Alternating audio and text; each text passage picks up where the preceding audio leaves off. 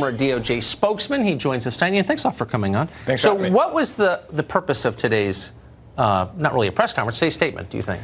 Well, I think you hit the nail on the head. But what's really unfortunate, as I see it, is this reminds me exactly of what James Comey did in, July of 2016. Yes. He went out and talked about someone that they weren't going to charge with a crime, but then continued to say all kinds of information that was derogatory about Hillary Clinton. Right. Fast forward to DOJ when I was there, and that was a big thing, especially with the DAG's office, Rod Rosenstein. We're not going to go out there and talk about people that we don't charge. Well, that's exactly what we did today. That's exactly what we did with the report, with the 400-page report that talked about all this evidence and all these theories on, why the president possibly committed obstruction, but they didn't charge him. So what have we learned from this whole process? Apparently nothing. It's just interesting, though. I mean, he comes out and basically makes a series of contradictory claims. He says, I'm not going to testify before Congress because I've said everything I have to say. And if asked, I will just repeat what my report found, which is fine. But if you've got nothing else to say, then why are you doing this months after you concluded your investigation? Why now? Right. Well, I'll tell you, the two pieces of news that I got out of today was what you just said, right? He's not going to testify. And two, that the Attorney General Barr acted in good faith with how he handled the report. Right. After that, I'm not really sure what the news was because everything he said was in his report. So for the Democrats out on the campaign trail saying, well, now we have the case for impeachment, they're either misleading people, they haven't read the report, or they're too dumb to understand the report. So did Mueller add, I don't think Well, so. I can tell he didn't add anything that isn't in the report, correct? The only thing he added was him going up there and making a statement, which he hadn't done.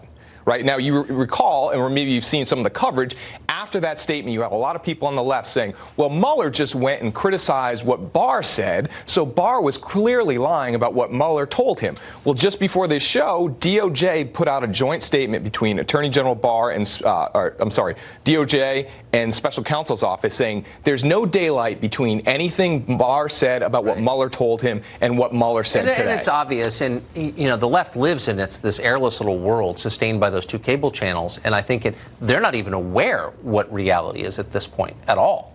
Exactly. And look, my theory here is that if you look at that part 2 of the Mueller report, there's two types of acts that they looked at.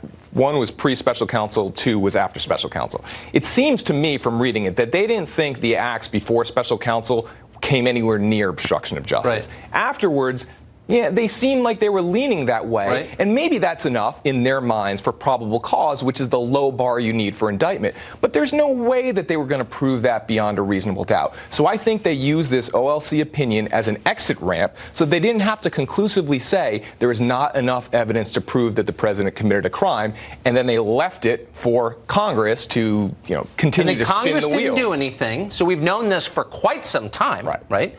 Congress was not going to impeach the president, I don't believe, before this morning. Now I think they will. And so that was not good enough for Robert Mueller, and he had to push the country toward impeachment because he thinks it's good for the country? Is that, what's the thinking here? I guess that's what it is. It's really unclear. It was bizarre. Do you think Robert Mueller really believes, who seems like a patriotic character, served his country in Vietnam as a Marine officer, by all accounts a decent man, he believes that it's good for America on the eve of another presidential election for the president to be impeached? Well, I guess the proof is in the pudding. But one thing I want to go back to is the Russia investigation, right? The Russia investigation, for all intents and purposes, concluded in July of 2018 when they delivered the indictments for the Russian hackers. That's right. Why wasn't that announced before the election? Why wasn't that announced before the midterm election?